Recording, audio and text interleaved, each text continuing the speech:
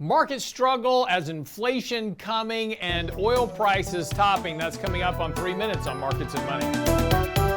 Last Thursday, we talked about oil prices and the fact that oil prices had gotten very oversold and that we were due for a fairly strong rally. We saw that rally again. We said, markets could rally oil prices back to around $94 to $96 a barrel. Got to that level. We took off some energy exposure yesterday, just taking a little bit of profits out of those trades as oil prices look to have peaked here near term. Again, with what's happening internationally in terms of OPEC cutting production, as well as the draining of the SPR right now, there is a real forecast here for higher oil prices longer term. But again, in the near term, oil prices had a big run, got a little bit extended, expected here a little bit of a pullback. If oil prices can stabilize around $85 to $87 a barrel, work off a little bit of the overbought condition here, could see another rally in oil above $100 a barrel by the end of the year as demand for oil continues to increase.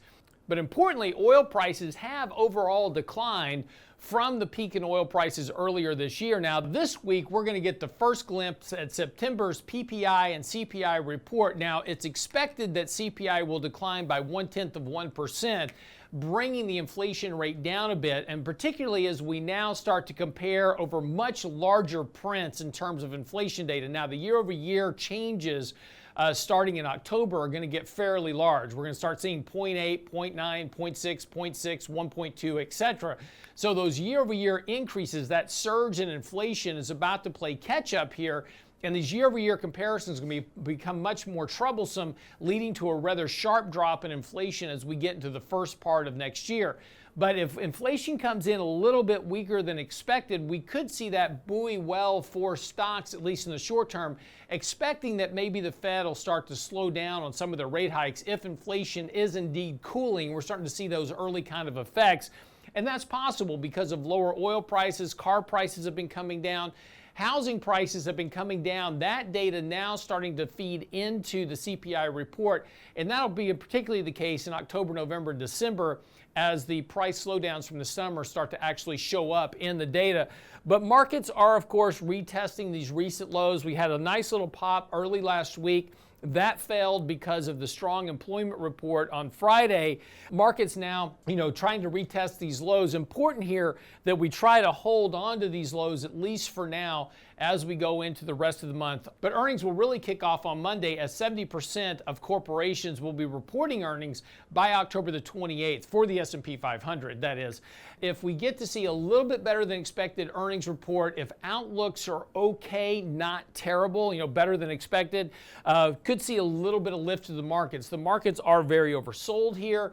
And again, we're kind of have a deep oversold condition on a lot of levels across the board. In fact, this is one area that we've been watching very closely. Sentiment is again extremely negative, and you have record put option buying.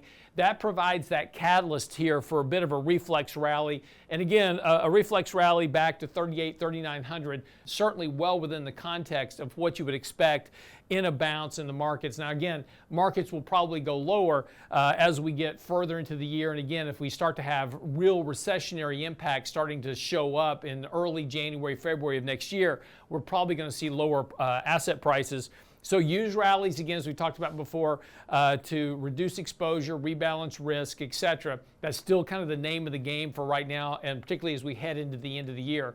But this is part of the year that tends to be seasonally stronger. So just be careful here that, these rallies could be larger than expected. They can go farther than expected, but again, they're probably going to fail here. So don't get too involved with the rally, expecting it just to continue and thinking the bear market's over. That's likely not the case. I'm Lance Roberts, your host for 3 Minutes on Markets and Money. Be back here tomorrow.